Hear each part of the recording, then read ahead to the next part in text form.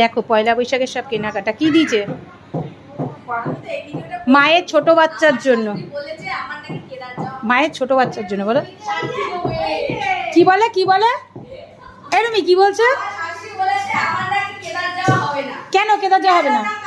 স্পাইনের problem আছে, তা আমি তো হেঁটে যেতে পারবো না। আর এদিকে মা বলেছে শোনো তোমার তো সমস্যা, তুমি তো হেঁটে যেতে পারবে না, ঘোড়ায় উঠবা কি করে, তোমার তো 80 কিলো ওয়েট। ওয়েট নিয়ে তো ঘোড়া উল্টে মা এরকম করে দেখি না, এরকম করে দেখালা কালকে আমাকে ঘোড়ায় বসে ঘোড়ায় এরকম করে ঘোড়ায়।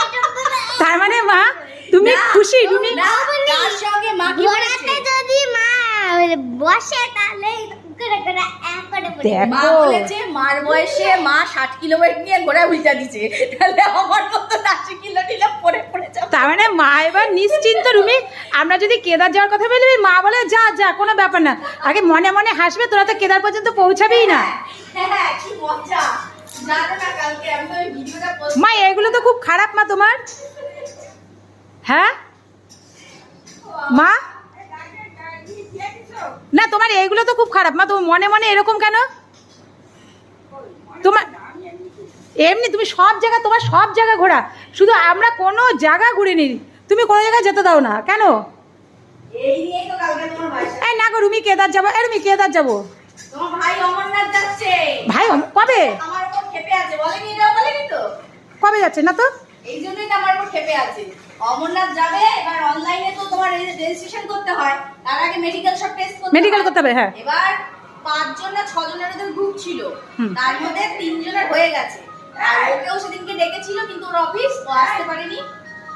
এবার এই আগামীকাল গতকাল ও গেছিল 500 থেকে, ওর টেস্ট হয়নি। আচ্ছা নাকি আবার কবে যেতে বলেছে। তাই ও বলেছে হ্যাঁ রুমি তো যেতে পারবে না, রুমি খালি ঠাকুরকে ডাকতাছে যে আমার বচনে না যায় না যায় না যায়, ব্যাস এই নিয়ে আমার সাথে ওর ঝামেলা। তাহলে বাগদা ও যদি ভাই যদি অমরনাথ যেত তোমায় নেবে না কেন? আমি তো যেতেই পারবো না, আমার শাশুড়ি যেতেই পারবো না, তো বড় পেট বড়। আরে না এরমি তোমার এরমি হেলিকপ্টার যায়, দাঁড়াও চুপ কথা বলছি।